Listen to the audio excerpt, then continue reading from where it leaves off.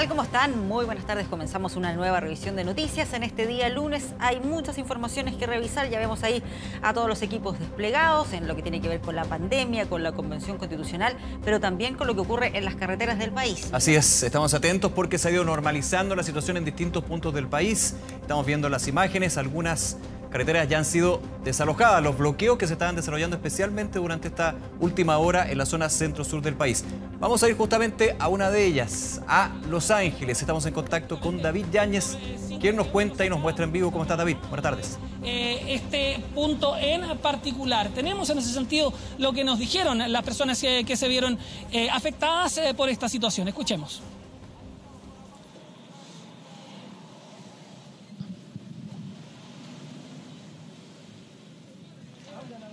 Sí, vamos a estar ahí de inmediato retomando el contacto con David Yáñez, pero en general lo que ha ocurrido a lo largo de toda esta jornada es que hemos estado muy pendientes de lo que está ocurriendo en el norte, pero también en otros puntos que han estado ahí presentando cortes importantes, la región del Biobío y también a la altura de San Fernando. Lo último que había ocurrido ahí en la región de O'Higgins es que estaban a la espera de que concluyera el funeral del joven camionero que murió en la región de Antofagasta, para luego de eso ya empezar a levantar el bloqueo en esa ruta del país. Pero hay otra información ahí en desarrollo, ¿no? Sí, estamos viendo el reporte sanitario que de hecho comienza a esta hora desde el Palacio de la Moneda.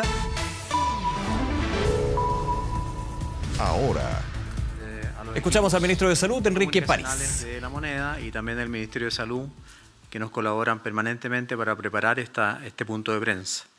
También quiero agradecer, como siempre, a todos los canales que en forma voluntaria, y a las radios también a lo largo de todo Chile, que en forma voluntaria se unen a esta cadena o a este informe sobre el COVID. Quiero ser bien claro en esto: la pandemia no ha terminado. Seguimos viviendo el impacto de la variante Omicron, que como muchos de ustedes saben, tiene una alta contagiosidad y así se ha mostrado en todo el mundo. No obstante, en los últimos días de enero y comienzos de febrero se mostraban en el mundo más de 3 millones de casos al día. Incluso un día llegamos a tener 3.400.000 casos en un solo día en todo el mundo. Afortunadamente, durante las últimas jornadas, esa cifra a nivel mundial ha ido disminuyendo y actualmente tenemos un promedio de 2.300.000 casos de COVID a nivel global por día, es decir, prácticamente 1 millón de casos menos en todo el mundo. En Chile también, afortunadamente, se comienzan a ver algunos indicadores más positivos. Yo dije la semana pasada que habían cifras esperanzadoras y estos indicadores más positivos nos hacen ver con más optimismo la evolución de la pandemia en Chile. Por ejemplo, hoy podemos informar que ya 7 regiones disminuyeron sus casos confirmados en los últimos días. Y estas regiones son Arica y Parinacota, Tarapacá, sobre todo Tarapacá, que va liderando, Antofagasta, Coquimbo, Valparaíso, la región metropolitana y también Magallanes. Muchas veces se dijo que Magallanes era como el guaribola que llevaba y que nos iba a anunciar lo que ocurría antes. En este momento es Tarapacá la que nos está anunciando lo que va a ocurrir, espero, con mucha esperanza en el futuro. Y si vemos en detalle la región de Tarapacá, podemos observar justamente que el pic de casos nuevos de la ola Omicron en esta región se registró, y lo ven ahí en el gráfico, el 27 de enero del 2022, con 1.068 casos informados durante esa jornada. Sin embargo, podemos observar como hoy, el 14 de febrero del 2022, es decir, 3 semanas más tarde, este indicador disminuye a 277 casos nuevos informados. Es decir, una reducción muy importante de los casos que se informan día a día. Tarapacá, además, y hay que destacarlo, es la región que más tempranamente llegó a su pic hasta ahora, y obviamente demuestra una clara disminución de casos nuevos que pudimos ver en la gráfica anterior. Para mantenernos en este escenario, que sin duda se ve más favorable, requerimos que la ciudadanía mantenga el apego a las normas sanitarias. Repito, la pandemia no ha terminado. Sin embargo, también debemos ser cautos y diferenciar. Chile es una loca geografía, como decía un escritor, y las regiones van cambiando en forma independiente y tienen un comportamiento diferente en cuanto a cómo van evolucionando los indicadores locales. Por lo que esperamos que este comportamiento, el del norte de Chile, ejemplo que puse Tarapacá, se vaya replicando en otras regiones cuando hayan alcanzado también su pic y de ahí en adelante obviamente se vuelva a mostrar un descenso. Esto ha ocurrido en todo el mundo con la cepa Omicron, un aumento muy brusco, muy violento de los casos por la alta contagiosidad, pero también una caída bastante rápida de los casos y eso obviamente que nos llena de esperanza. A nivel nacional, los casos confirmados nuevos en los últimos 7 días varían en un 3%. Y ven aquí la tabla que les quiero mostrar. Y los nuevos casos confirmados en los últimos 14 días varían en un 80%.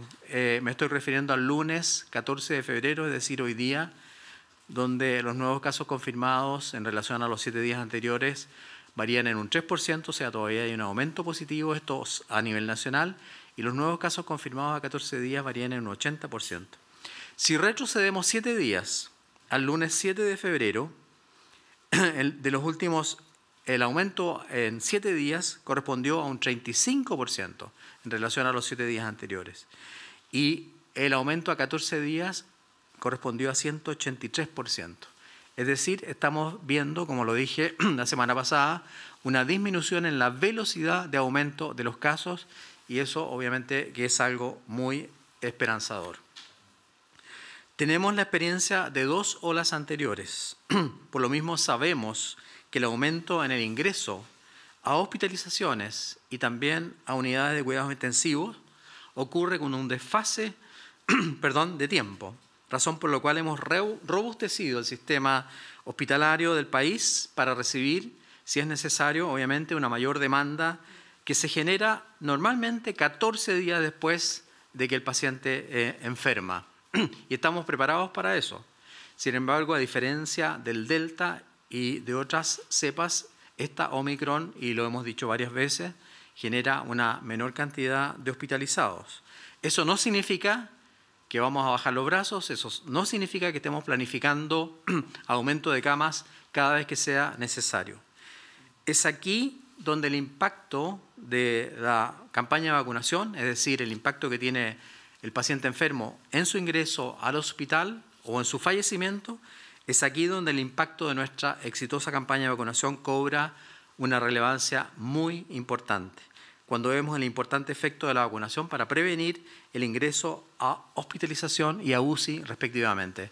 La semana pasada el doctor Gabriel Cavada graficó muy bien esto en un artículo en un diario, en el diario La Tercera, lo voy a decir, donde hace la comparación. Nosotros no queremos hacer comparaciones con diferentes países y evidentemente se demuestra que el efecto de la vacunación ha salvado vidas, más de 30.000 vidas, y ha impedido, como en otros países, una gran cantidad de pacientes ingresados a las unidades de cuidados intensivos, a pesar de la gran cantidad de pacientes que estamos teniendo.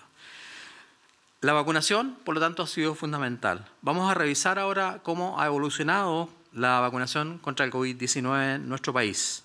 Con cierre a ayer domingo 13 de febrero, hemos vacunado a un total de 14.134.093 personas que ya completaron su vacunación, personas mayores de 18 años, lo que equivale en porcentaje al 92,99% de la población objetiva mayor de 18 años que ha completado su esquema de vacunación. Es decir, ya tiene las 2 dosis. En cuanto a la dosis de refuerzo o tercera dosis, nosotros la semana pasada, no vi la gráfica de hoy día, pero el viernes pasado éramos primeros en el mundo con dosis de refuerzo. Con dosis de refuerzo hemos vacunado a 12.720.789 personas con dosis de refuerzo o tercera dosis. Como les decía, esto es un récord mundial prácticamente. Y también, como ya comenzamos con la 4ª dosis, hoy día sale un artículo muy interesante, voy a nombrar otro diario para que no hayan celos en el Mercurio, donde se demuestra que desgraciadamente hay una caída en los anticuerpos incluso después de la tercera dosis. Pero esta caída se recupera rápidamente con el estímulo que significa la cuarta dosis. Con cuarta dosis al día domingo, anoche, ya teníamos vacunadas a 471.931 personas. Hoy día cifras extraoficiales indican que ya hemos sobrepasado los 500.000 personas vacunadas con cuarta dosis, personas de 55 años y más, y ya cuentan con este importante refuerzo. Seguimos en pandemia, sin lugar a dudas. Seguimos muy atentos a la evolución de la situación en nuestro país, región por región, porque el país no es homogéneo, realizando todos los esfuerzos que sean necesarios para contrarrestar el impresionante impacto que esta variante ha tenido en Chile y en el mundo, impacto sobre todo en cantidad de gente infectada. Y creo que no debemos perder la esperanza. La esperanza es lo último que se pierde. Me han criticado por eso, pero creo que la gente tiene derecho a tener esperanza, tiene derecho a pensar en un futuro mejor, tiene derecho a ser optimista, y nosotros estamos dando los argumentos, las cifras y los porcentajes que obviamente orientan y apoyan esa hipótesis. Justamente sobre la variante Omicron, la situación actual en el país y su impacto en la red integrada de salud, voy a dejar a continuación con ustedes al subsecretario de Redes Asistenciales, doctor Alberto Duñac. Doctor Duñac, bienvenido. Muchas gracias, ministro. Muy buenas tardes. A continuación, y como es habitual los días lunes, queremos entregar una nueva actualización de lo que ha sido la evolución de la pandemia durante los últimos días, lo cual nos permite dimensionar cuál ha sido el impacto en la red integrada de nuestro país. En la actualidad, el sistema integrado público-privado cuenta con 2.266 camas críticas, de las cuales 2.051 se encuentran ocupadas, lo que representa un 91% a nivel nacional. Es importante señalar que del número total de camas ocupadas, 853 corresponden a pacientes con COVID-19, lo que representa un 42% del total de hospitalizados. En cuanto a la ocupación de la red integrada público-privada, hoy contamos con 215 camas críticas disponibles para aquellos pacientes que lo puedan requerir. Además, esta semana esperamos incrementar en otras 150 camas adicionales gracias al esfuerzo de tanto instituciones públicas como privadas para venir a resolver aquellas necesidades emergentes durante los cursos de los próximos días. Tal como hemos estado informando desde hace un par de semanas, el número de casos confirmados de COVID-19 ha aumentado en forma muy significativa, como lo vemos en el gráfico, sobrepasando los 30.000 casos en los últimos días. Como se observa, en los últimos 7 días el número de estos casos confirmados sobrepasa el promedio del semanal registrado durante los 2 años de pandemia en forma muy larga. En el día de hoy, el promedio de los últimos 7 días es de 33.195 casos diarios. Por tanto, como dice el ministro, estamos en plena pic de esta pandemia. Ahora, estos ingresos se traducen a pacientes que enferman gravemente y requieren de una hospitalización en unidades de cuidados intensivos.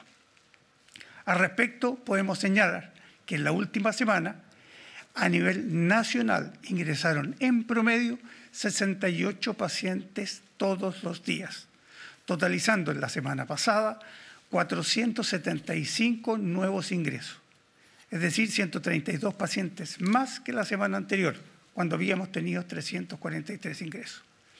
Predominan de estos pacientes ingresados los pacientes mayores de 60 años y los no vacunados. Nos preocupa particularmente la región metropolitana, la región de Valparaíso, de Biobío y Los Lagos, dado que en la última semana han sido aquellas que han presentado los mayores aumentos. Tal como lo decía el ministro recién, la pandemia aún no ha terminado y por tanto es fundamental seguir manteniendo la conciencia del autocuidado. Las medidas tradicionales de lavado de manos, uso de mascarilla, ahora en el verano estamos viendo cómo se está dejando mucho de lado el uso de la mascarilla, que es un elemento de protección fundamental, el distanciamiento físico y evitar sobre todo las aglomeraciones, particularmente en espacios cerrados.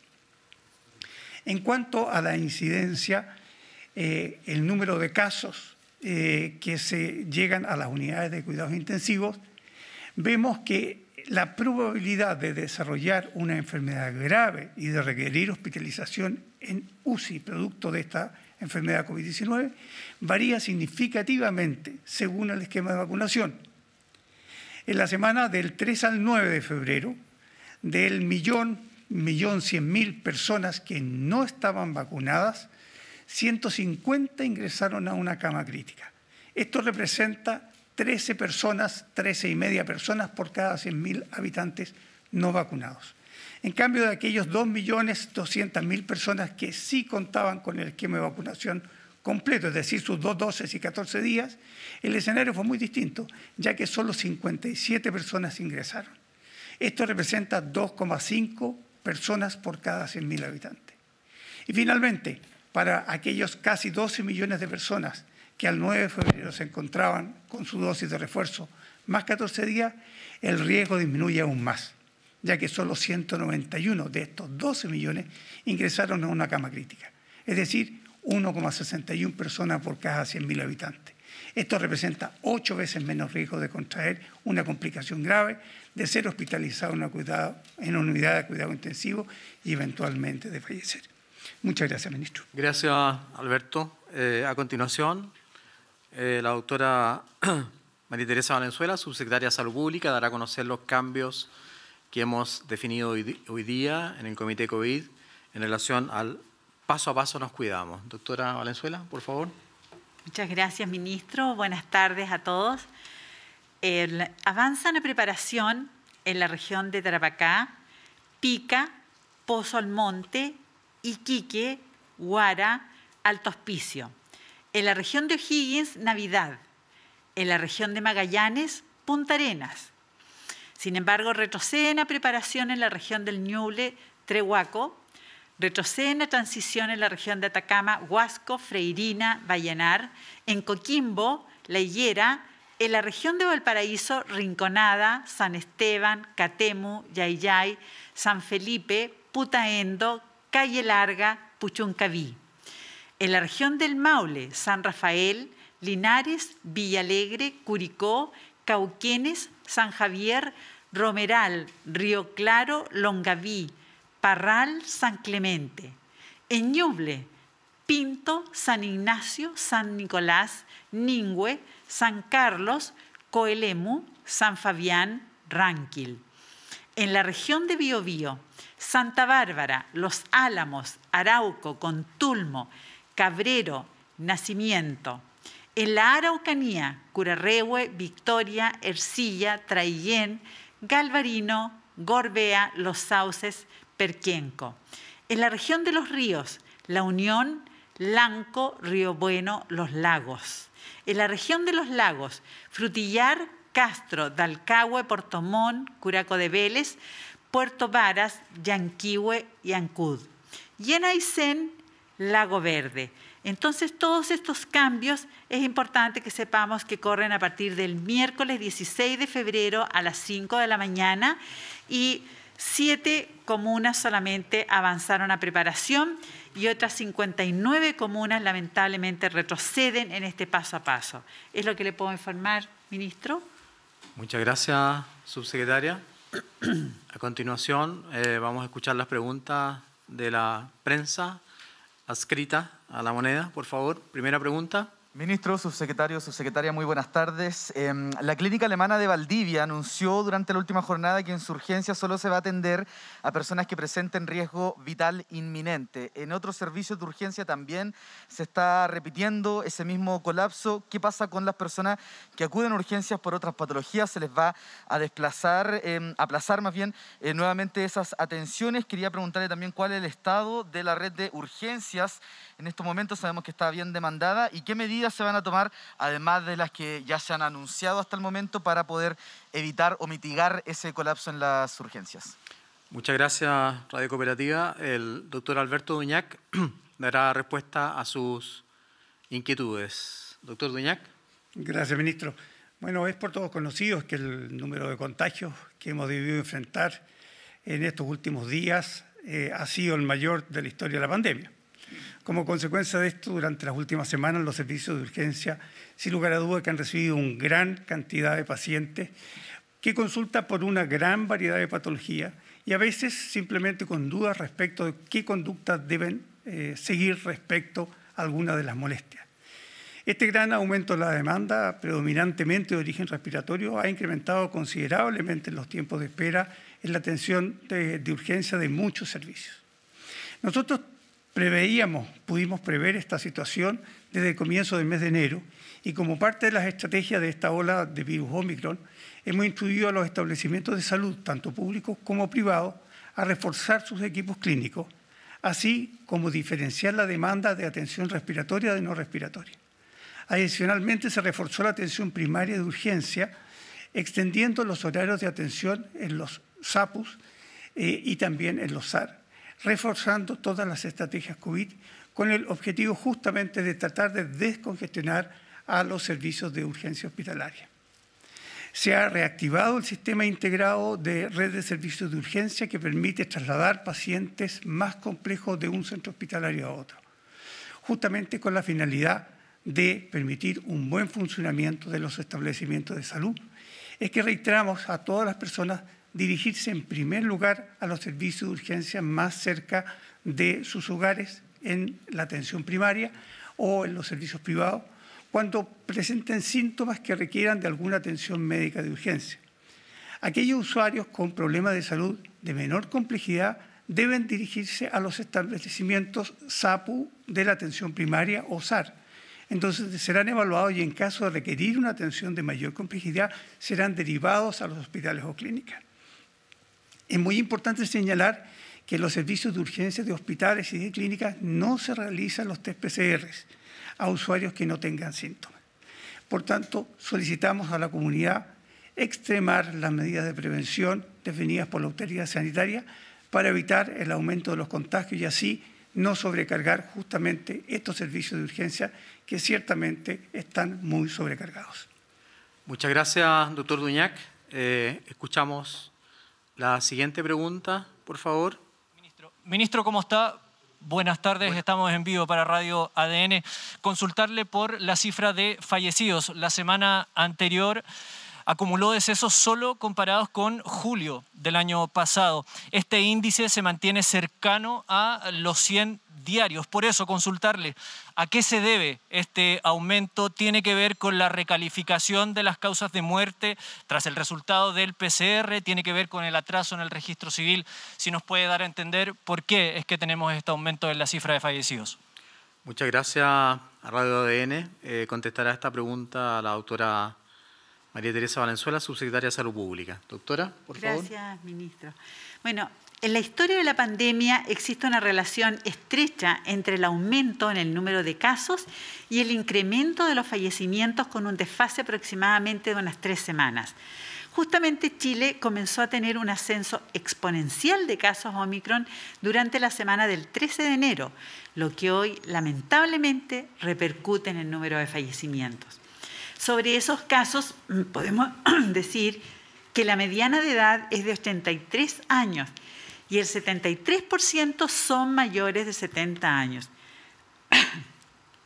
En su mayoría son personas que presentaban alguna comorbilidad relacionada con enfermedades oncológicas, cardiovasculares, metabólicas y neurológicas.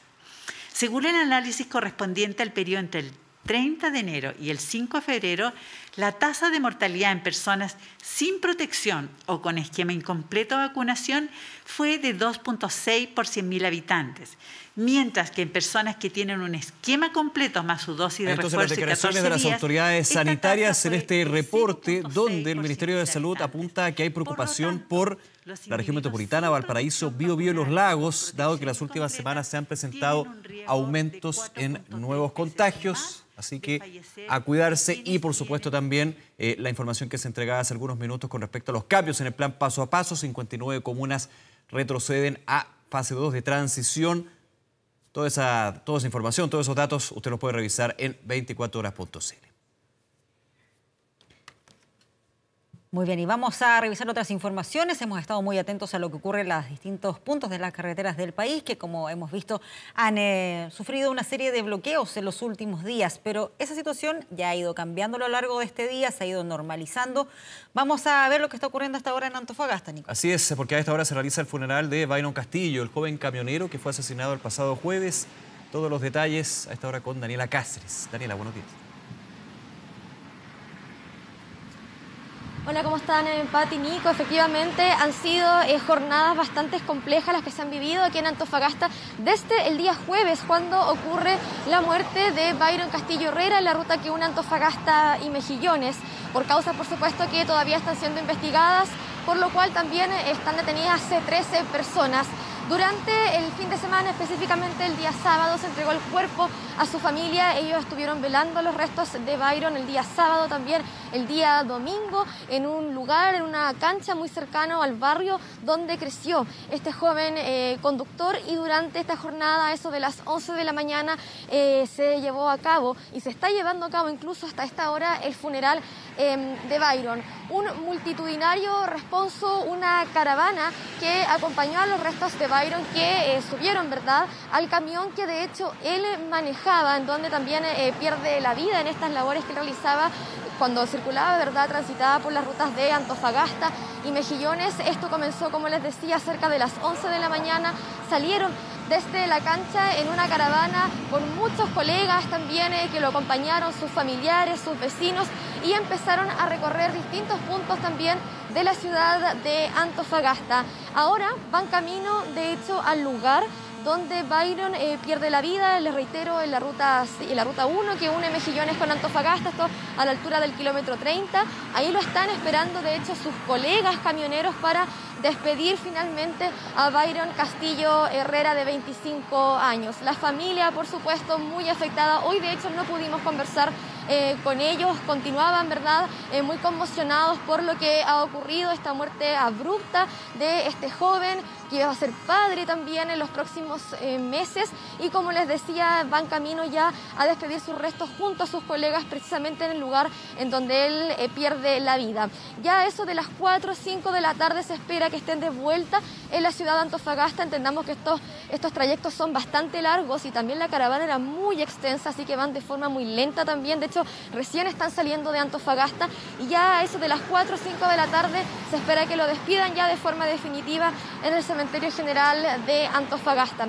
Recordemos que todo esto ocurre, yo les decía, el día jueves, cuando este joven pierde la vida, por lo cual hay 3 personas detenidas, y a raíz de esto es que se inicia una movilización aquí en Antofagasta que lideran, por supuesto, sus colegas camioneros, y que en aquel momento lograron bloquear, por ejemplo, las principales rutas de la ciudad de Antofagasta. Luego esto se extendió a toda la segunda región, y conforme pasaban las horas vimos bloqueos incluso en otros puntos del país. Estamos hablando en Iquique, que generó también bastantes complicaciones en la zona central, en la cuarta región. La verdad es que todo el gremio, ¿verdad?, apoyando a la movilización que comenzó aquí en la ciudad de Antofagasta. Esto motivó, por supuesto, los bloqueos, a que llegara el ministro del Interior el día sábado a conversar con el gremio.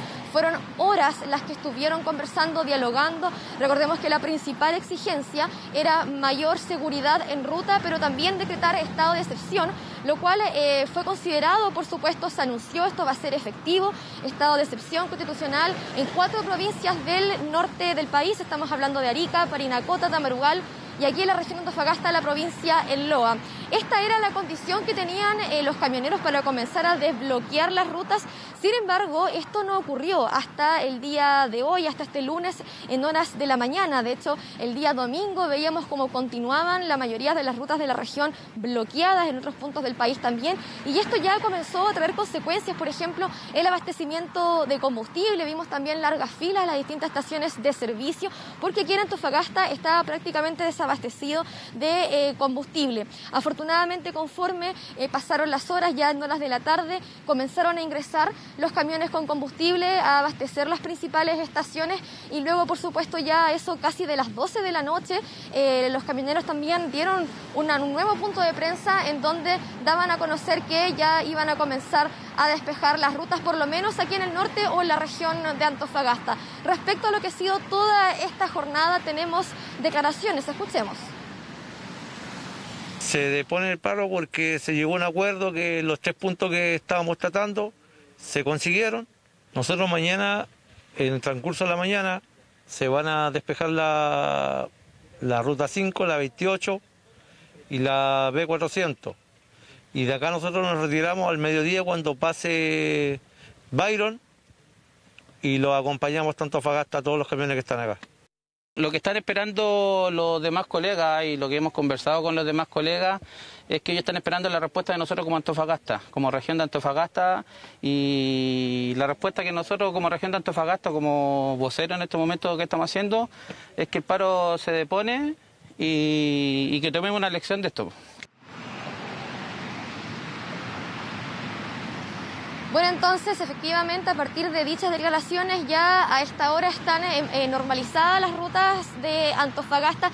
Sí, por supuesto, un grupo de camioneros permanece en la ruta 1 con el enlace B400 a la espera de que pase, ¿verdad?, la caravana, el responso de Byron para despedir su resto. De todas formas, están dejando pasar vehículos, como yo les decía, en todas las rutas de la región de Antofagasta. Durante esta jornada también, y de hecho a esta hora, se está formalizando a las 13 personas que detuvieron, que estarían involucradas en la muerte de Byron Castillo Herrera. Recordemos que esto ocurre en la ruta en medio de un enfrentamiento que sostuvo el joven conductor con 3 ciudadanos de nacionalidad venezolana que se encontraban de forma irregular acá en nuestro país. Y a esta hora, como yo les decía, se está llevando a cabo la formalización que de hecho se tuvo que posponer, se esperaba que se realizara la semana pasada, se pospuso se amplió en verdad hasta este lunes y está en curso esta formalización. El Ministerio Público logró formalizar por homicidio calificado y los dos adultos, porque hay un menor de edad también involucrado, quedaron en prisión preventiva. También tenemos declaraciones de esto, escuchemos. Actuando sobre seguro y por la espalda, empujaron por detrás a la persona de la víctima iniciales BLCH, lanzándolo sobre ese paso sobre nivel hacia el vacío, o desde ese paso sobre nivel hacia el vacío, cayendo desde una altura aproximada de 9 metros, producto de lo cual la víctima falleció en el lugar. Se le prohíbe participación a los 3 imputados en calidad de autores en los términos del artículo 15, número 1 del Código Penal Societario. El Ministerio Público va a solicitar respecto de los adultos se decreta la medida cautelar de prisión preventiva y respecto del menor se decreta la medida cautelar de internación provisoria. Bueno, ahí tenían entonces una información de hecho que está en curso porque la formalización se está llevando a cabo todavía a esta hora. Homicidio calificado y 2 adultos en prisión preventiva por su presunta participación en la muerte de Byron Castillo Herrera. Vamos a ver qué es lo que pasa en las próximas horas, cuánto tiempo se va a decretar para que se continúe investigando y qué va a pasar también con la familia que conversábamos también. Van a exigir también otro tipo de medidas, hablaban también de alguna demanda quizás a la concesionaria por su participación y su responsabilidad también en estos tipos de accidentes, la inseguridad que ellos, ¿verdad?, denunciaban que ocurre en ruta, y a ver también, como yo les decía, qué va a pasar con la familia que insistía, por supuesto, justicia por la muerte de su joven hijo, recordemos 25 años, Byron Castillo, que hasta ahora está siendo despedido por su familia y sus compañeros. Pati, Nico. Entonces, ahí en el norte del país, vamos a seguir muy atentos a lo que vaya ocurriendo. Muchas gracias, Daniela, por actualizarnos la información. Buenas tardes. 1:35 p.m, hacemos una breve pausa, ya regresamos con más de 24 tarde.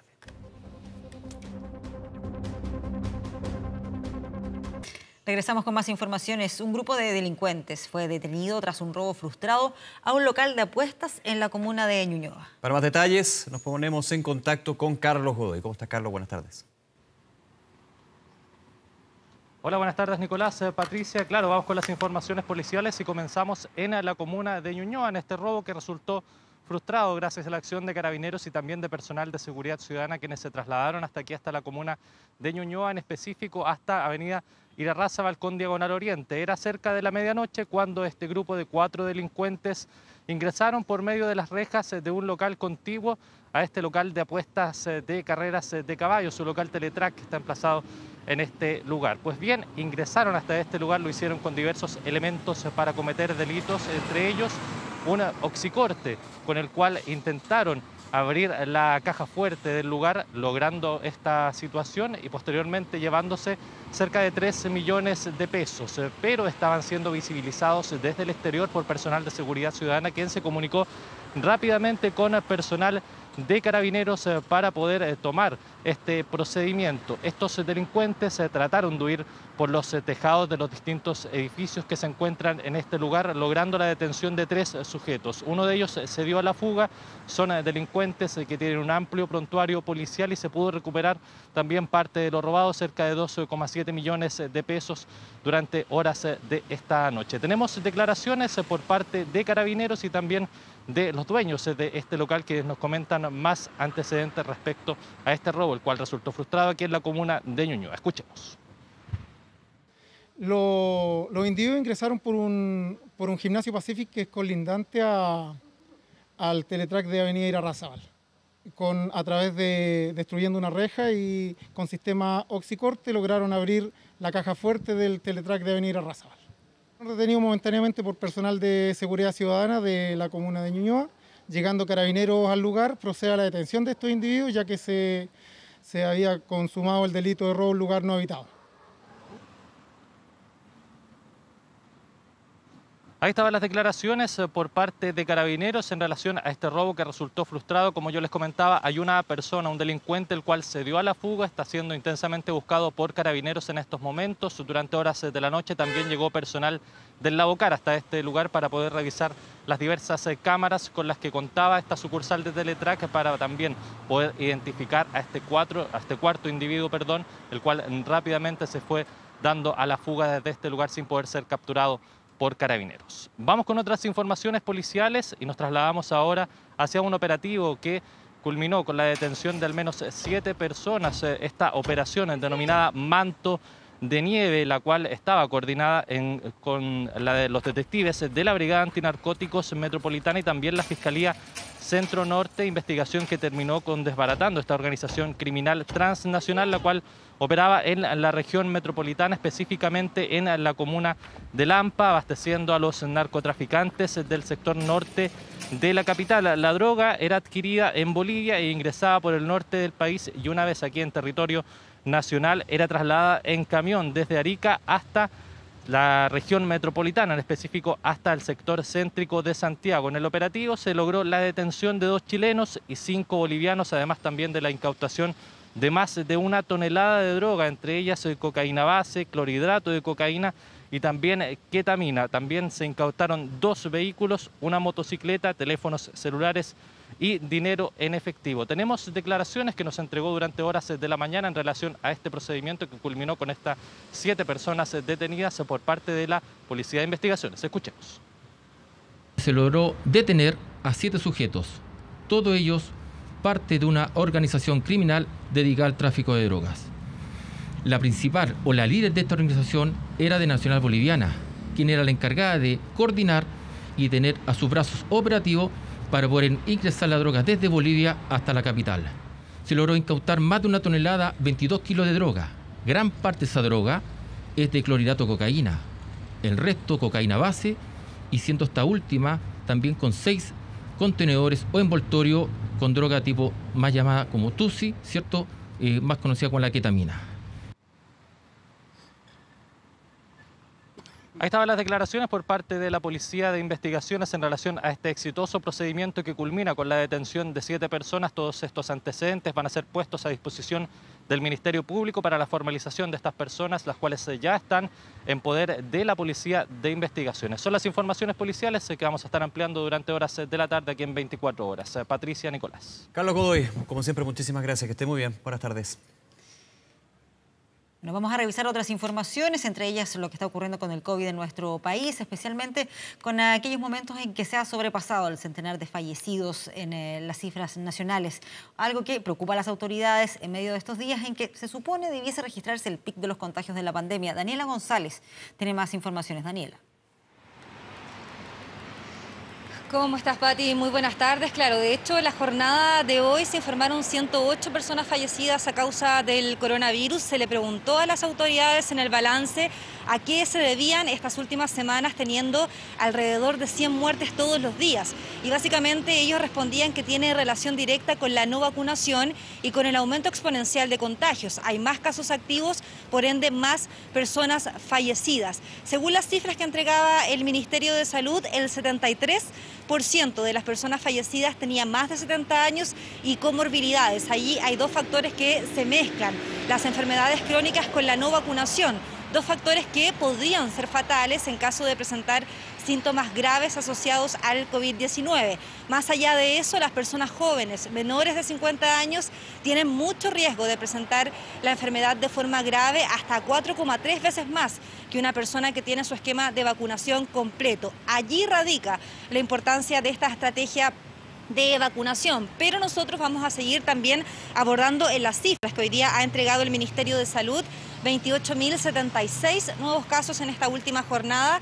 Se baja de la barrera de los 30.000 que fueron los últimos 5 días, que vimos más de 33.000 contagios aproximadamente todos los últimos 5 días. Sin embargo, la cifra de contagios activos es sumamente alta, 144.410 personas, con un número de positividad que también preocupa de sobremanera, 26,21%. De hecho, hay 3 regiones que preocupan más que las otras a las autoridades. Hablamos de la región metropolitana, la región de Valparaíso, la región de Biobío y también la región de los lagos.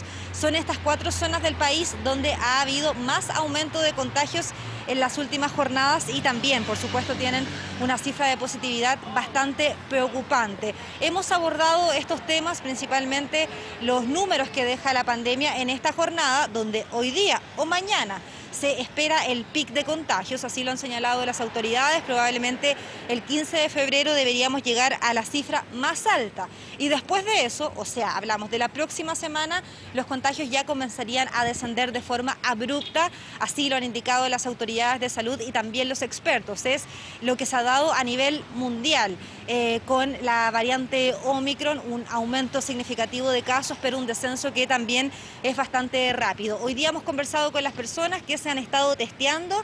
La verdad es que mucho menos flujo de gente que lo que veíamos hace 1 o 2 semanas aproximadamente. Hay menos personas tomándose PCRs, la mayoría por supuesto que son por contactos estrechos o por viajes. También hay mucha gente que se tiene que testear con un antígeno o con un PCR para poder salir del país o para visitar a familiares dentro de Chile como una medida de prevención y de precaución. Le preguntamos a la gente por qué se están testeando en esta jornada. Ellos nos responden de la siguiente manera. Revisemos esas respuestas. Todavía no son las 8. ¿Por qué tan temprano y por qué razón te tienes que testear? Porque ayer tuve síntomas de PCR, de COVID. ¿Ya? Entonces yo trabajo en un hogar de ancianos, soy TENS. Y para prevenir, entonces prefiero venirme a hacer el test a arriesgar a los que están allá en el hogar. Por precaución. Tengo una persona, nuestra mamá igual es tercera edad y venimos llegando de viaje, entonces, pero viaje dentro del país, sí, pero igual tenemos que hacernos PCR. Estamos viajando, pero a ver un familiar a San Felipe y por un tema de precaución la idea es poder tomarnos el PCR. Igual hay que cuidarnos, si son bien adultos mayores, si bien ellos ya van en la 4ª dosis, uno nunca sabe. Entonces si vamos con los niños a ver a los abuelitos es mejor cuidarnos. Claro. Así que acá estamos.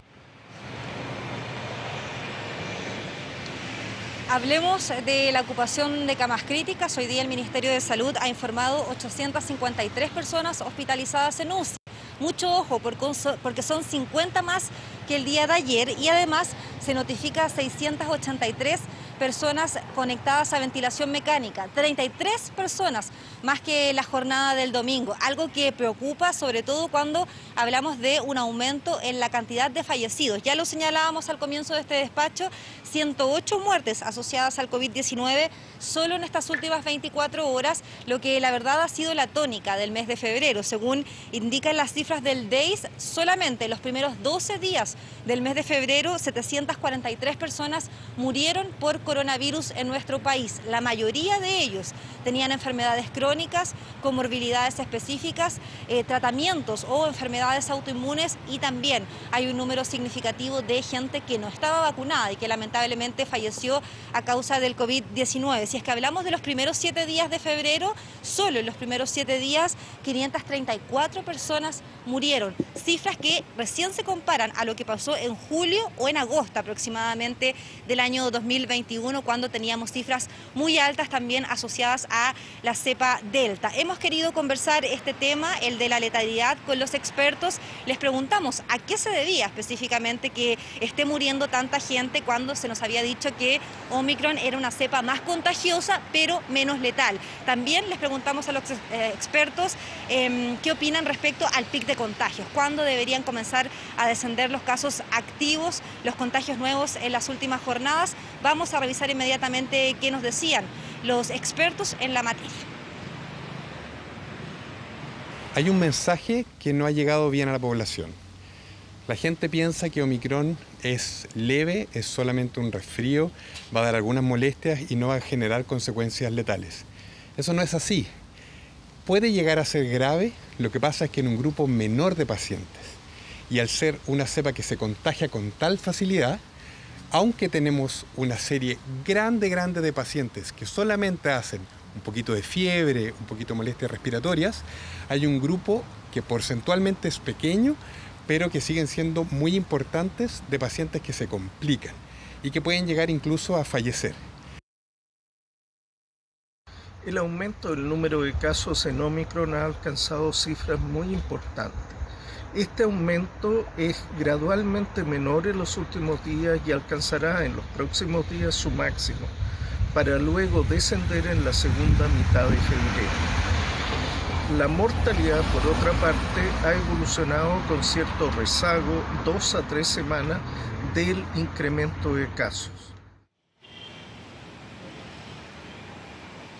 Fatiga pandémica, relajo de las medidas sanitarias y también la contagiosidad alta que tiene la variante Omicron son los dos factores que influyen en esta alza exponencial de los contagios en las últimas 24 horas y en las últimas 3 semanas aproximadamente. Vamos a estar nosotros atentos a lo que ocurre precisamente la jornada de mañana, 15 de febrero, que es el día en que las autoridades habían dicho que probablemente podríamos enfrentarnos a la cifra más alta de contagios. Vamos a ver qué es lo que ocurre y por supuesto vamos a estar informando todo lo que tiene relación con el curso de la pandemia, principalmente para las semanas que vienen. Claro, vamos a estar atentos a esas cifras. Muchas gracias, Daniela, por todas estas informaciones. Buenas tardes.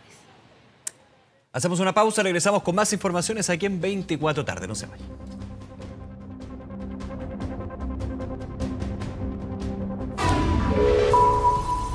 Ahora.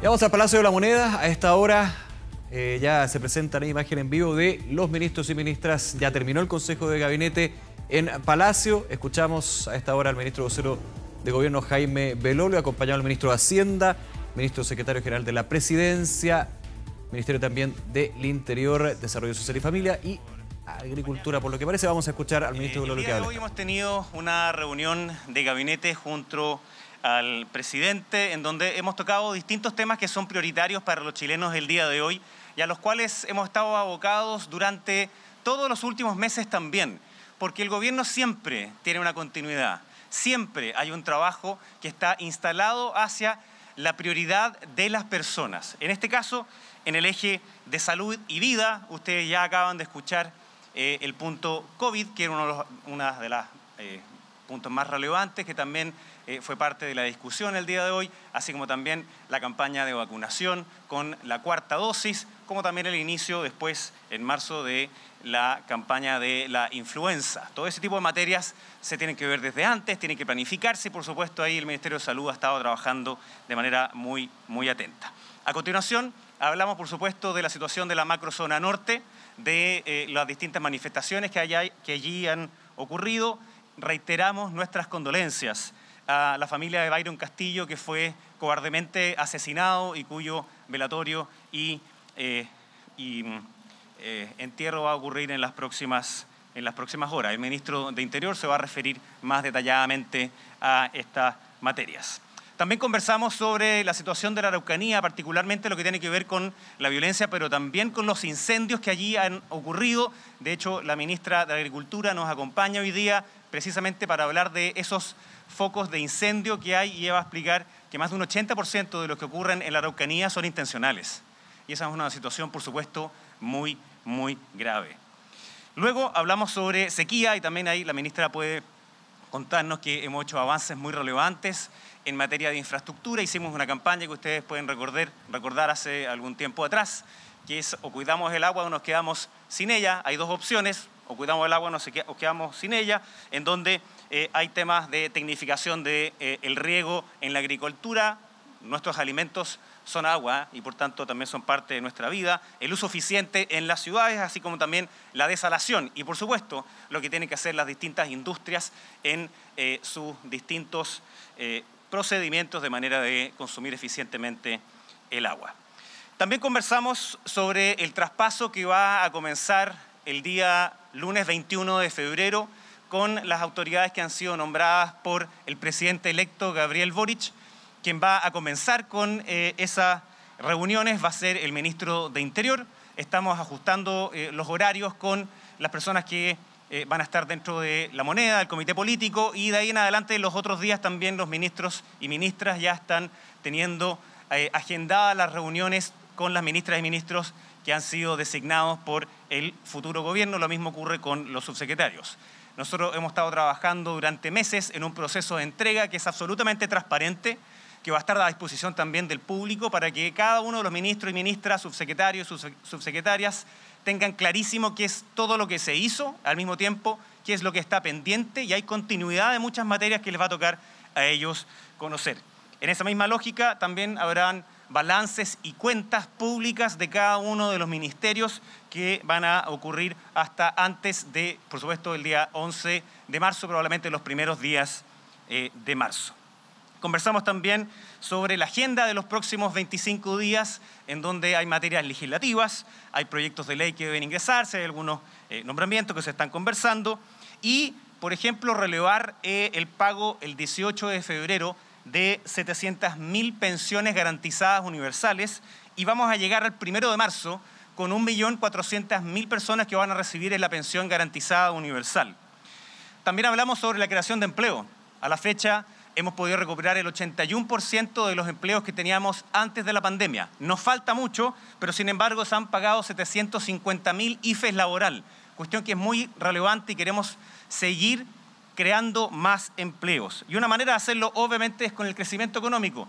Hemos tenido un crecimiento de un 12%, que es uno de los más altos del mundo, y eso ha significado una mayor holgura de 5.700 millones de dólares.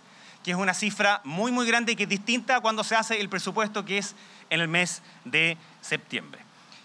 Por supuesto, también hablamos de algunos otros avances que hemos tenido en materia de género y otros que, por ejemplo, se han aprobado 10 leyes en materia de género y protección hacia las mujeres y de la no discriminación hacia las mujeres. Como ustedes ven, hemos estado enfocados en un trabajo permanente y consistente. Y por lo mismo, hoy día ya tenemos este Consejo de Gabinete que planea la agenda de los próximos 25 días hasta la entrega republicana y oficial del mandato del presidente Piñera, y que no quede ninguna duda, que nosotros vamos a seguir trabajando como lo hemos hecho hasta ahora, siempre poniendo las prioridades de las personas y hasta el último minuto. Ministro.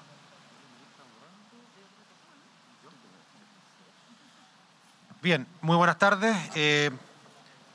Tal como lo ha manifestado el ministro del Olio, y también agradecer, por supuesto, al comité político, al ministro Undurraga, quienes nos acompañan, y también resaltar lo que ha sido esta reunión de gabinete encabezada por el presidente de la República, en donde hemos conversado varios temas, pero me quiero centrar justamente en lo que ha copado la contingencia de los últimos días, que tiene que ver con las movilizaciones de transportistas, no solamente en la región de Antofagasta, donde estuve el día sábado, sino que también en las regiones de la macrozona norte y también en la región de O'Higgins, puntualmente en San Fernando y también en la región de Coquimbo. Tal como lo hemos señalado durante las últimas horas, y como ustedes fueron testigos, y agradezco por supuesto también a la prensa la difusión del acuerdo que llegamos con 17 representantes de los gremios de los transportes en la región de Antofagasta el día sábado, después de una extensa reunión de casi 7 horas, muy franca, muy directa, en donde llegamos a un acuerdo importante que ha sido ampliamente difundido. Y la pregunta es por qué efectivamente después de ese acuerdo se mantuvieron algunas situaciones, no de bloqueos totales, pero sí parciales en algunas rutas.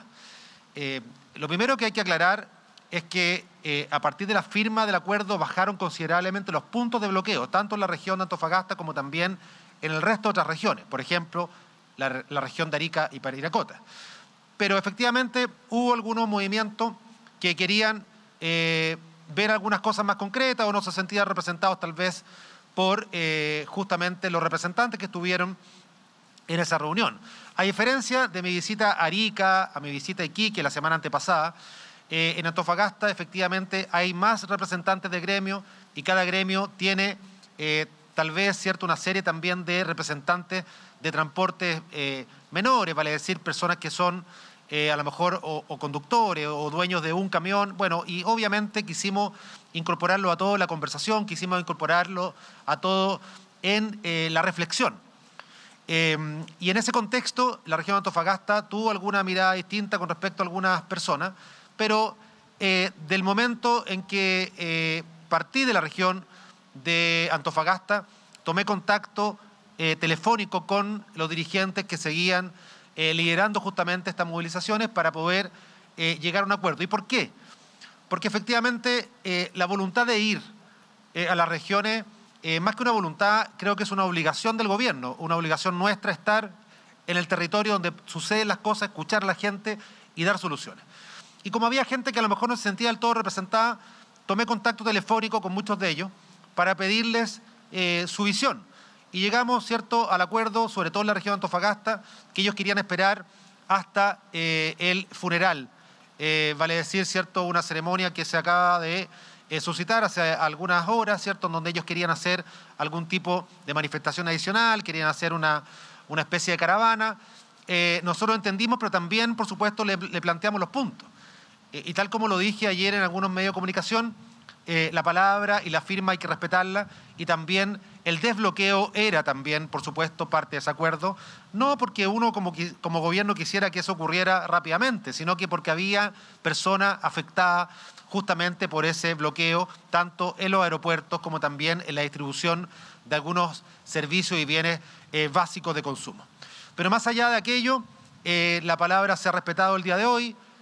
A eso de las 11 de la mañana en adelante comenzaron progresivamente los desbloqueos, tanto en la región de Antofagasta como también en la región de Tarapacá, en la región de Coquimbo y en la región de O'Higgins, puntualmente en San Fernando. Por lo tanto, ha sido una jornada de trabajo intensa, pero que deja resultados concretos que ya se están manifestando en la región de Antofagasta y anteriormente en la región de Arica y también Tarapacá.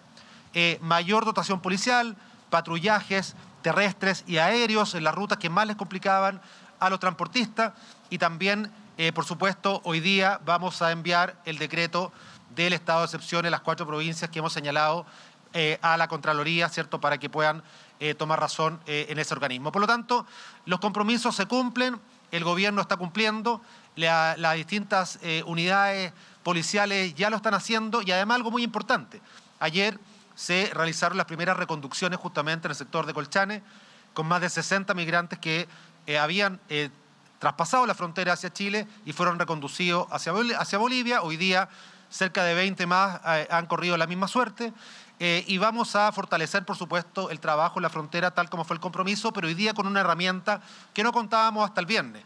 El sábado se publica el reglamento del diario oficial y a partir de ahí ya tenemos esta herramienta tan importante que es la reconducción, que sumado al decreto 265 y sumado también al estado de excepción, que seguramente en los próximos días estará ya en régimen, vamos a tener herramientas distintas para fortalecer el trabajo en la frontera como corresponde y como fue el compromiso también con los transportistas. Ministro,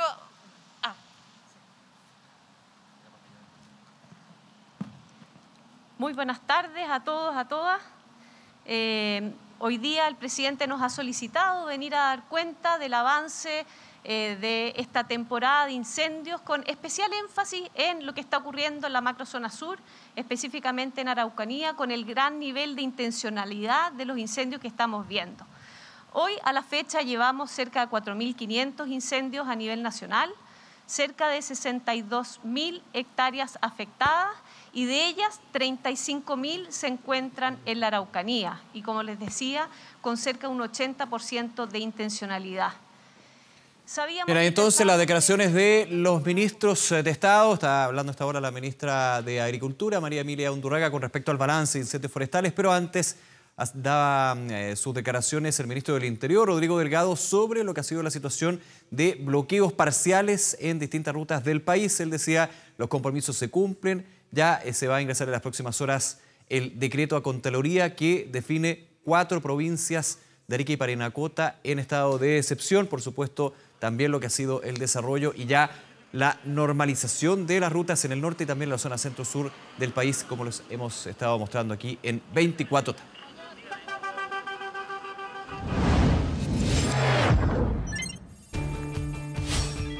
Internacional. Vamos ahora a revisar qué pasa en materia internacional. Ya estamos junto a Andrea Aguilar. Andrea, ¿cómo estás? ¿Cómo estás, Pati? Muy buenas tardes. Los ojos puestos, por supuesto, en Ucrania, porque el Pentágono ha advertido que Rusia ha aumentado sus fuerzas en la frontera que mantiene con este país durante este fin de semana. Sin embargo, hay que decir también que durante esta jornada se han dado algunos esfuerzos diplomáticos que Rusia al menos dice que se mantiene abierto también a que siga avanzando la fase diplomática. Aseguran además desde Rusia que ya han terminado algunos de los ejercicios militares que eran los que estaban poniendo más tensión en esta zona. Sin embargo, según inteligencia de Estados Unidos, Rusia tiene al menos un centenar de grupos tácticos que están apostados en la frontera.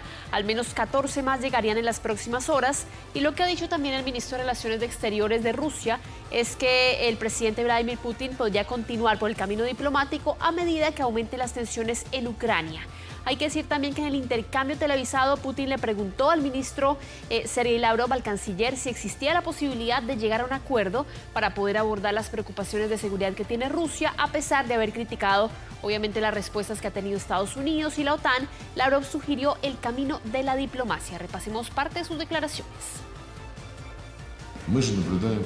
Desafortunadamente, observamos los intentos de nuestros colegas de la OTAN y la Unión Europea, que está tratando de encontrar su lugar para que sean los únicos que determinen el desarrollo futuro de nuestro continente.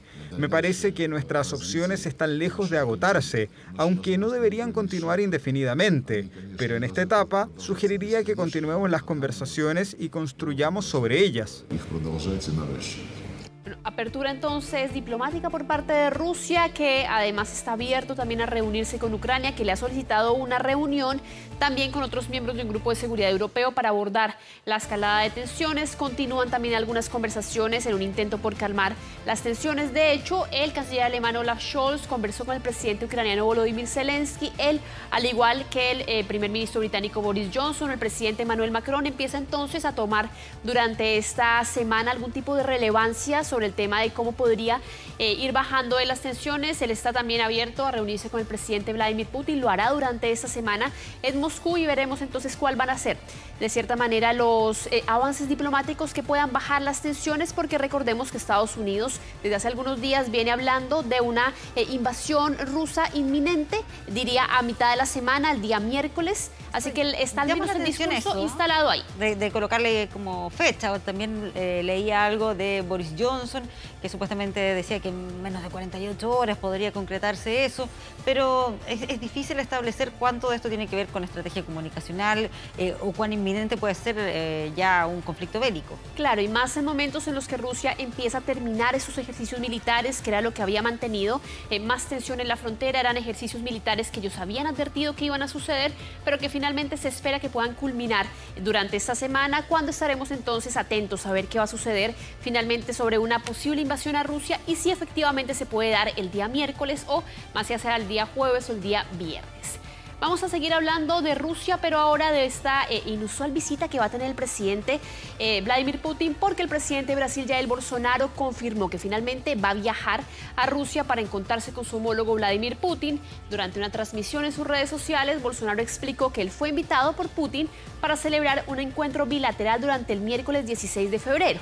En su camino hacia Rusia, el mandatario brasileño hará una escala en Europa, se va a encontrar también con la ministra de Relaciones Exteriores de Alemania, Annalena Baerbock.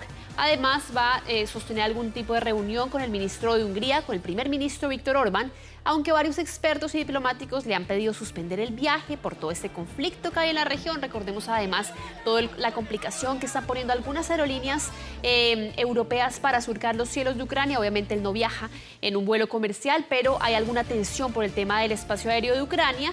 Pues el líder brasileño reiteró que es muy importante para él esta visita y que obviamente hay todo un preparativo, porque recordemos, a Bolsonaro no quiere que le pase lo mismo que a Macron y que lo atiendan en la mesa de 6 metros, así que ha tenido que hacerse varios PCRs para poder confirmar que se va efectivamente a reunir con el presidente Vladimir Putin. O sea, sería recibido en una mesa más pequeña. Ojalá en la mesa redonda y no en la mesa de los 6 metros. Seguimos hablando ahora de presidentes de la región, nos vamos, o de expresidentes mejor en este caso, porque documentos filtrados en Argentina comprometen al expresidente argentino Mauricio Macri con una supuesta invasión militar a Venezuela. Se trata de una información que revela la Dirección General de la Inteligencia de las Fuerzas Armadas, una información que se filtra y en la que se asegura que Macri habría prometido contribuir con militares argentinos que iban a estar comandados por Estados Unidos en el caso de que se diera una invasión militar para sacar a Nicolás Maduro del poder. Estamos hablando del año 2019 y según los documentos el plan de la invasión se daría a través del Mar Caribe, también en la frontera con Brasil, en la frontera con Colombia, y de acuerdo con la información de la agencia europea Europa Press, la apertura de una acción militar por el gobierno de Macri coincidió de cierta manera con el reconocimiento al líder opositor Juan Guaidó en el año 2019. Sin embargo, hay que ver también qué tan real pueden ser esos documentos de inteligencia, dado que no han sido mayormente retomados por la prensa argentina. Falta también ver qué tan amplia es la filtración de datos que podrían indicar entonces el uso o al menos la intención de usar militares argentinos en el momento en el que se diera una invasión militar a Venezuela.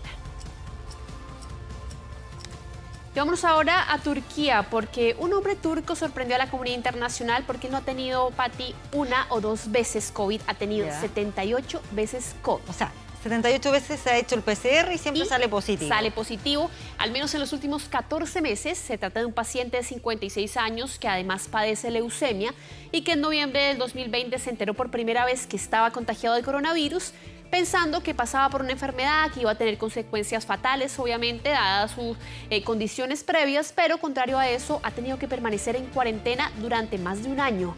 Una de las posibilidades, según los expertos, es que los inmunodeprimidos tienen el riesgo de contener el virus de forma propagada y de forma prolongada también en su cuerpo. Y desde la Universidad de Estambul afirman que empezaron algunos estudios para entender qué es lo que está pasando con los anticuerpos de este hombre y si esto podría tratarse de una nueva variante. Sin embargo, el hombre no ha podido vacunarse porque desde que el Servicio de Salud solicitó, primero debe dar negativo al coronavirus y eso es lo que le ha impedido además poder acceder a cualquier tipo de inmunización. Y revisemos ahora la polémica que llega desde China, porque la popular serie Friends volvió a estar disponible en el gigante asiático, pero obviamente ya hay toda una serie de críticas por parte de los fanáticos que lo acusan de censura del contenido. Diversas plataformas de streaming en China tienen nuevamente disponible la historia de estos 6 amigos. Sin embargo, a través de la red social china, los admiradores de la serie se quejaron de que había varias escenas eliminadas, específicamente donde hace una alusión al personaje de la pareja lesbiana que tiene en algún momento Ross en la primera y la segunda temporada, quien era justamente la madre de su hijo. Se quitan todas esas escenas. Además, se suma que habrían utilizado subtítulos que no eran incorrectos para quitar toda referencia sexual de la serie. O sea, como que se va cambiando directamente el texto, lo que van hablando. Claro, pero digamos que China no tiene demasiado pudor en hacer esto. Recordemos también que hace un par de meses hablábamos de cómo se había cambiado el final de distintas películas. El Club de la Pelea terminaba con este edificio estallado y ellos cambiaban completamente toda la serie. Ellos no tienen pudor en cambiar o en censurar este tipo de contenido. Y además recordemos que en 2021 eliminaron también partes donde participaban Lady Gaga, Justin Bieber, BTS, en el capítulo de la reunión especial de Friends, con lo cual ellos muestran obviamente que tienen cierta línea ideológica y que no están dispuestos a tolerar ningún tipo de hablar progresivo o ese tipo de escenas de una serie que tiene 20 años atrás. Salmon skin roll.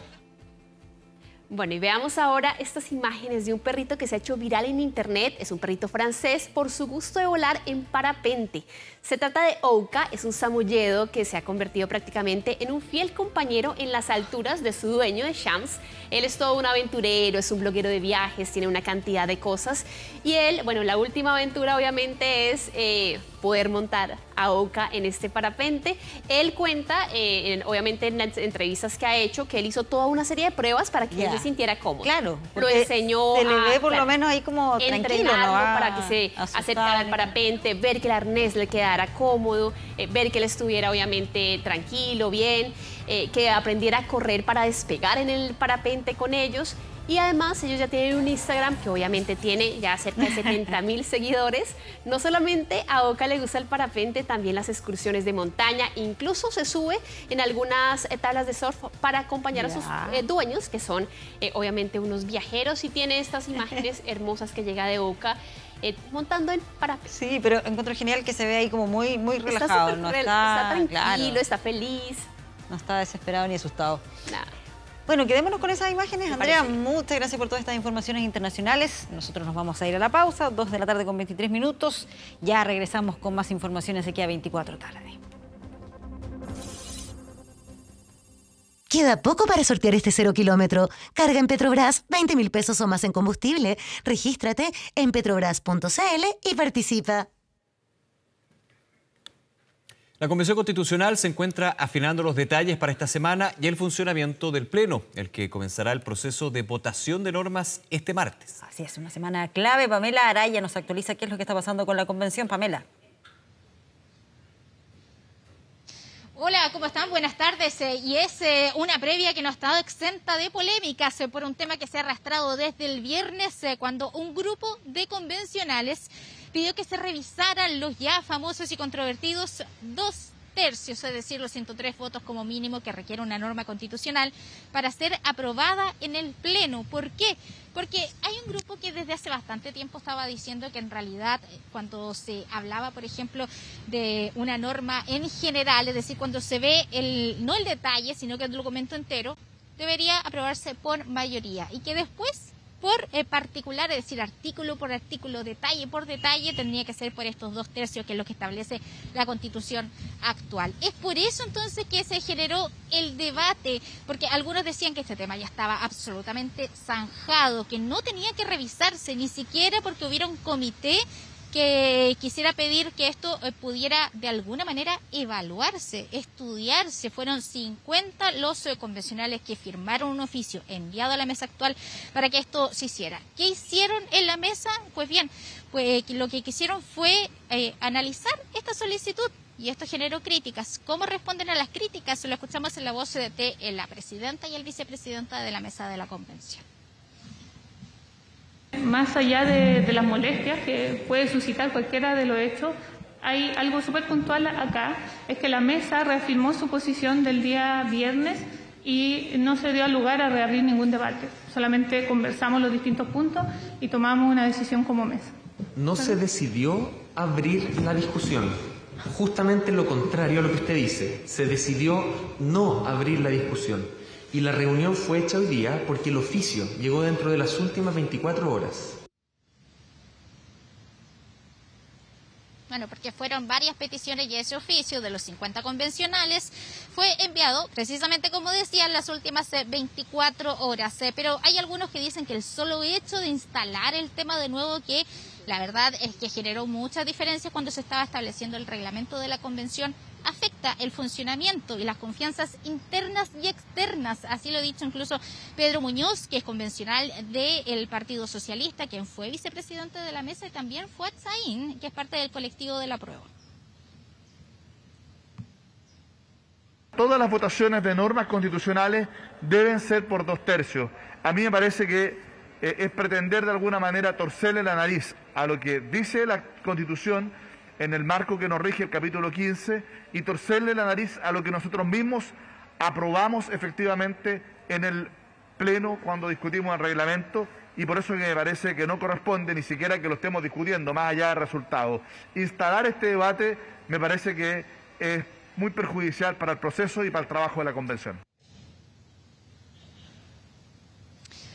Trabajo de la convención, que lo decíamos mañana, es un hecho histórico porque por primera vez se va a analizar una norma para la nueva Constitución. Se empieza con sistema de justicia, que entre varios puntos que aprobaron en este informe está, por ejemplo, terminar con el concepto de poder judicial, hablar de sistemas de justicia que sea dividido, uno por el Sistema Nacional de Justicia y el otro Sistema Indígena de Justicia, para que haya procesos distintos. Lo otro también es que se ha aprobado eliminar el fuero de los jueces y que su proceso de trabajo también termine a los 70 años, avanzando entonces, o más bien reduciendo la edad de jubilación. Todo va a comenzar con una exposición de 15 minutos de uno de los representantes de la Comisión de Sistema de Justicia, pero después, ojo con esto, porque va a haber 8 horas, sí, 8 horas de debate y después viene la votación. Ahora hay que considerar además que el Pleno fue citado a las 3 de la tarde, así que no se sabe a qué hora va a terminar. Profundizamos con aquello con Tomás Laibé, que es uno de los vicepresidentes adjuntos. El tiempo que está señalado es un tiempo máximo de duración, porque entendemos que los convencionales pueden ocupar 3 minutos para su intervención. No necesariamente se va a ocupar todo el tiempo, por lo tanto es posible que terminemos la deliberación antes, pero el límite máximo son 8 horas y por lo tanto después podríamos estar votando efectivamente cada una de las disposiciones. En la fase de deliberación todos los convencionales tienen 3 minutos para intervenir. Pero cuando se inicia la votación se cierra la fase de intervención y solamente procedemos a votar cada uno de los artículos y normas. Bueno, y como son 154, ahí se tiene que sacar la cuenta. Entonces hay que decir que la idea era votar el informe completo, pero ya hay un convencional que pidió hacerlo por separado, artículo por artículo, así que esto podría demorar más. Ahora la mesa siempre tiene la facultad de pedir si es que suspende la sesión y siguen al otro día, pero la verdad es que ellos quieren avanzar rápidamente sobre esto, porque ya mañana sería la votación del primer informe de formas de Estado. Muy bien, día clave entonces lo que se va a vivir mañana en la Convención Constitucional, totalmente zanjado el tema del quórum. Muchas gracias, Pamela Araya, por esta información. Muy buenas tardes. Buenas tardes.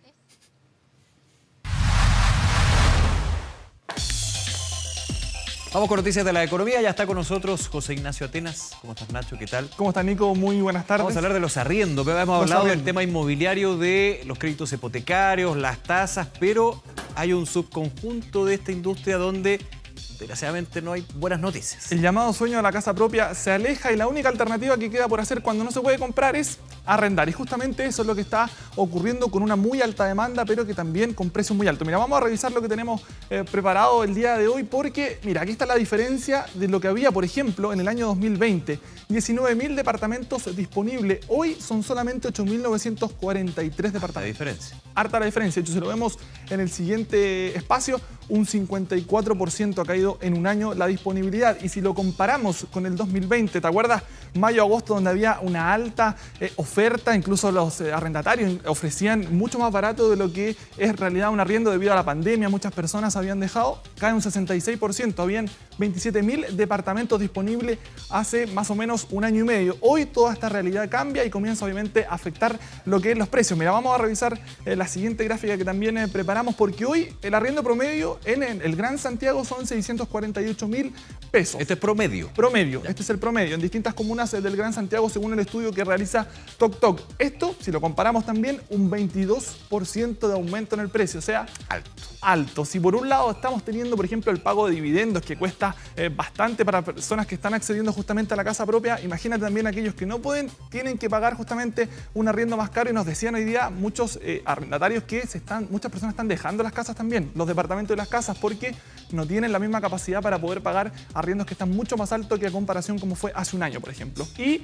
donde tenemos el mayor stock, Santiago, Las Condes y Ñuñoa. Y aquí ocurre un fenómeno muy particular que también ocurre con las casas que vamos a ver más adelante, porque claro, Santiago, Las Condes, Ñuñoa son arriendos que están disponibles, pero son mucho más caros. Cuesta mucho más acceder a un arriendo en este sector. O sea, por eso sería que hay mayor oferta. Exacto, porque la gente no tiene el poder adquisitivo para, por ejemplo, poder arrendar principalmente en estas dos comunas. Le consultamos justamente el día de hoy a personas en la calle cómo han visto este mercado y también expertos que analizaron los arriendos, cómo se viene para este año. Los invito a escuchar declaraciones. Me subió este año 50.000 pesos de una, así, el arriendo. Arriendo también, es una opción porque la casa propia uno requiere mucho capital inicial, pero para el arriendo uno necesita la gotita mes a mes, pero igual están caros. Las tasas de los bancos están muy caras, los bancos están muy exigentes, te ponen muchas trabas, entonces no queda otra que arrendar, y arrendar también está súper complicado. Para arrendar, olvídese, hay que tener aval, hay que tener un buen 2 pie, a veces te piden 2 meses, 3 meses. Donde yo arriendo, que es acá en un edificio de 2 cuadras, el mismo apartamento mío está por lo menos 200 lucas más arriba de lo que yo lo arriendo. La alta demanda que hoy vemos por arrendar se podría explicar en parte por el levantamiento de las restricciones, la mayor liquidez que tienen los hogares producto del mejoramiento de las condiciones económicas y adicionalmente en aquellas comunas donde encontramos una mayor oferta hemos podido apreciar que los precios se han mantenido más estables, referido específicamente al sector centro de la capital.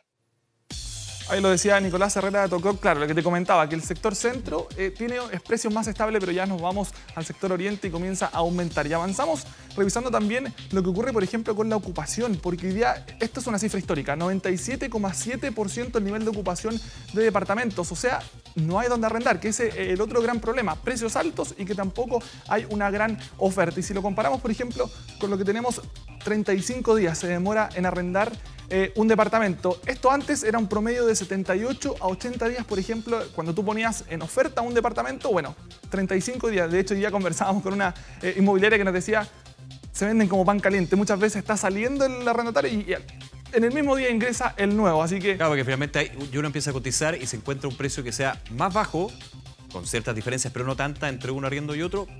Rápidamente comienza. Que pasó en algún minuto con la venta. Exacto. Sí.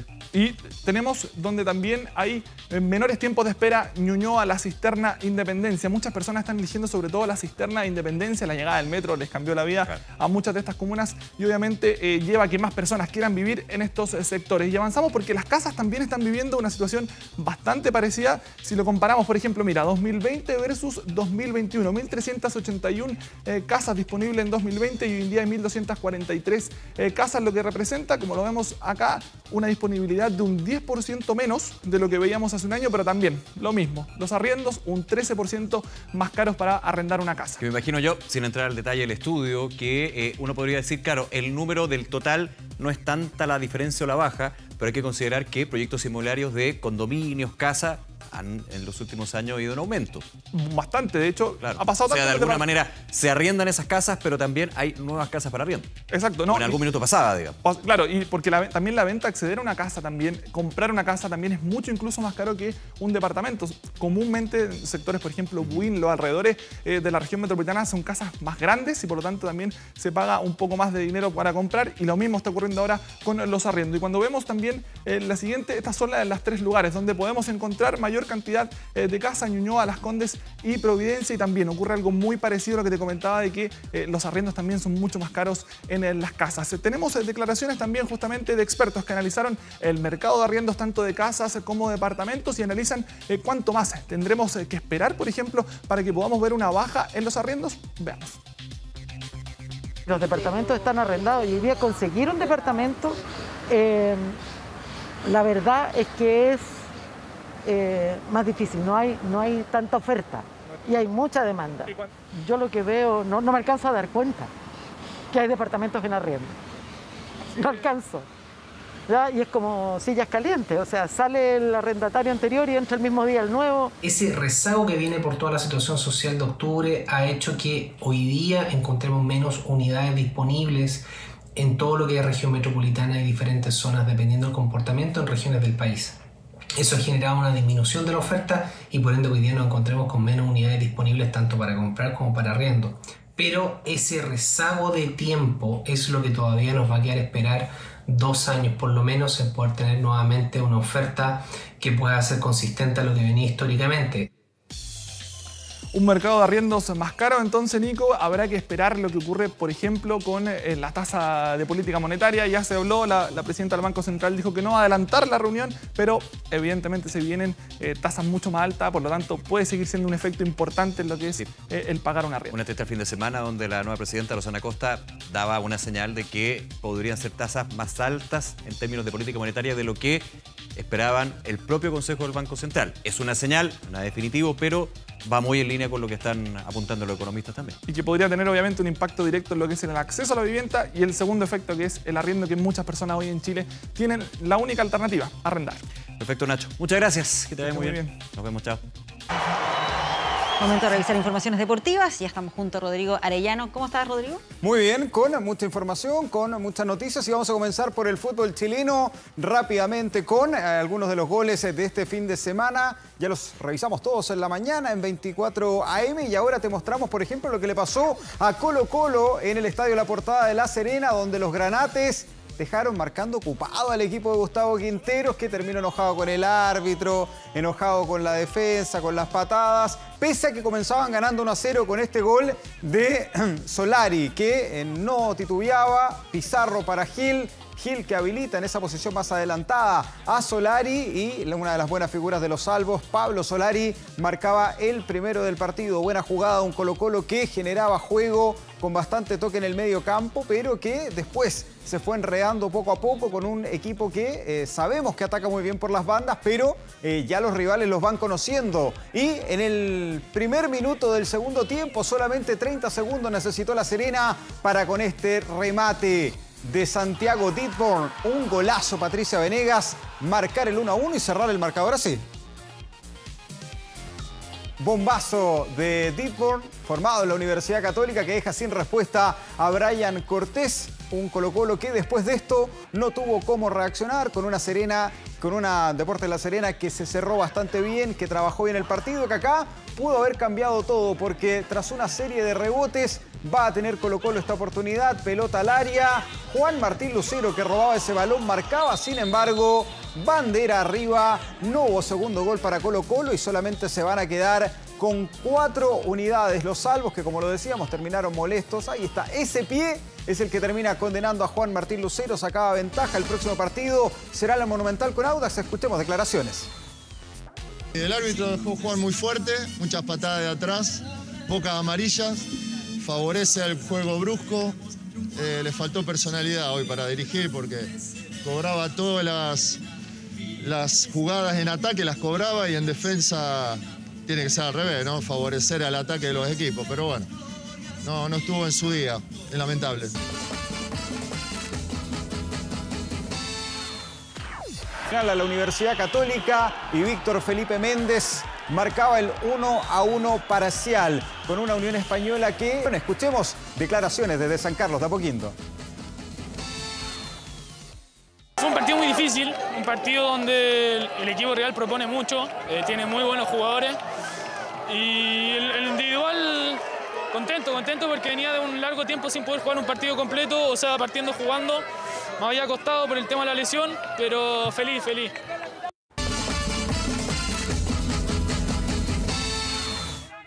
Y acá está la Universidad de Chile, que con pragmatismo, sufriendo. Algún amigo me decía, la U está jugando a la U, sufriendo. Yo no sé si el hincha de la U quiere jugar así, pero por lo menos están ganando. Sí. Tienen 6 de 6. Querer ya ver algún partido con un poco más de calma. Sí, claro, estadio vacío. Recordar que hay una sanción, están jugando sin público por los incidentes en Rancagua. Y en el minuto 9 marcaba el 1-0 Junior Fernández. Después le habían atajado un penal a Antofagasta tras una mano increíble. Y después, sobre el final, termina justamente empatando el conjunto del cuadro Antofagasta con Manuel López. Y cuando parecía que la Universidad... Jason Flores, perdón.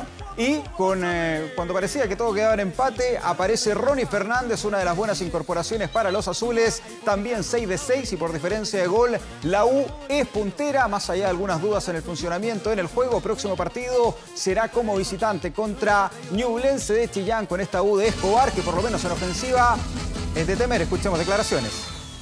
No fue el partido que teníamos que hacer, hay que ser autocríticos. Perdimos la pelota por varios momentos del segundo tiempo, le dimos A ver, no por menospreciar al rival, ni mucho menos, pero sí teniendo un hombre de más no se notó muchas veces en el partido y eso hay que corregirlo, habrá cosas que hacer mejor, pero siempre que se gane es más fácil de mejorar. Gracias a Dios tenemos a Ronnie a nuestro lado, que hasta el último minuto pelea todas las pelotas y nos dio la victoria. Y acá está lo que sigue para este día lunes 14 de febrero, Día del Amor, Día del Cariño, Día del Amor por el Fútbol. Ñublense que juega con Unión La Calera en el CAP de Talcahuano, 18 horas, bonito panorama. Así es. Imagínate, te invitan al estadio a ver un partido Claro. lindo. Y Cobresal con Curicó Unido en el Estadio del Cobre del Salvador, 20 horas con 30 minutos. Y revisemos también otro evento que es deportivo, comercial, espectáculo, que se trata del Super Bowl, que es la final de la NFL, de este fútbol americano.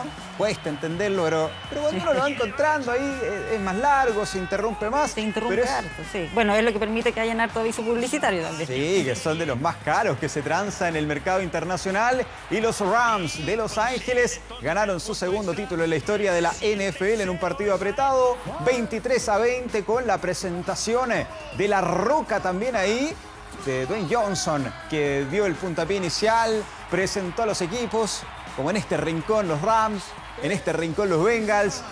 Un espectáculo realmente el que se vivió ahí en Los Ángeles, con un cierre tremendo. En el último cuarto se terminó definiendo este partido 23-20 con la buena actuación de Cooper Kupp, que es el mariscal de campo del conjunto ganador, que terminó quedándose sobre el final con esa victoria, una atrapada, un error de los Bengals, y los Rams se quedaron como los grandes ganadores. En el entretiempo, que es la otra situación importante en esta fiesta, también muy aplaudido, estuvo Eminem, estuvo Dr. Dre, estuvo Snoop Dogg, apareció 50 Cent.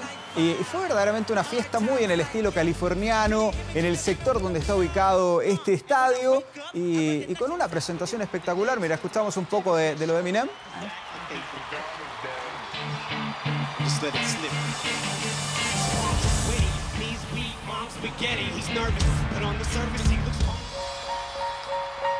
Ahí está parte de la fiesta con también ese gesto contra el racismo. Le dijeron de la NFL, ¿sabe qué? No lo haga. Sin embargo, Eminem se lo dedicó a Kaepernick, que había iniciado toda esta lucha en algún momento, toda una revolución. En su cara, alguno le dijo, no, ¿sabe qué? Yo lo voy a hacer, lo siento. Y con un mensaje también social, Eminem fue parte de este medio tiempo. Hay algunos que no le gustó, quedaron con gusto a poco. La verdad es que estuvo bastante entretenido con estos californianos ahí participando en esta fiesta. Mary J. Blige también estuvo, una de mis favoritas. Bonito fiesta ahí. En el Super Bowl, que también tuvo un momento romántico. ¿Ah, sí? Sí. No te quiero preguntar cómo fue lo tuyo. Es que no vi el Super Bowl. Mira, No puedo yo ya opinar. preguntaba. Esto... Sí, esto es con show. Típica petición de mano ahí con el público. Yo siempre pienso, ¿y qué pasa si la niña no quiere casarse? Sí, estadio semilleno. Este señor, ustedes lo ven ahí, se llama Taylor Rapp, e invitó a su novia, a Dani Johnson, y le pidió matrimonio. Siguiendo, por ejemplo, lo que hizo en algún momento Mahomes hace 2 Super Bowl atrás. Fue una de las figuras, tuvo 7 tackles este jugador, y por suerte, el ¿Le dijo nacido en que sí? Atlanta recibió un sí. Ok. Ahora, atrás de bambalina puede pasar cualquier Sí, cosa. sí, porque ahí con toda la presión del público como que no te queda otra, ¿no? Pero en público le dijeron que sí al bueno de Taylor Rapp en este Super Bowl, que también nos regaló esta escena romántica para este día, que para muchos es muy romántico. De todo tuvo entonces este Super Bowl. Ganó un anillo y regaló. Sí. Mira. Ahí estaba entonces, Super Bowl, fútbol chileno y mucha más información acá en 24 tarde. Gracias, Rodrigo, por acompañarnos. Hasta luego, que estén Ya, bien. bien, nos vemos. Y nosotros terminamos así 24 tarde. Muchísimas gracias por acompañarnos. Así es, pero las informaciones siguen ahí en Canal 24 Horas. Que estén muy bien. Chao.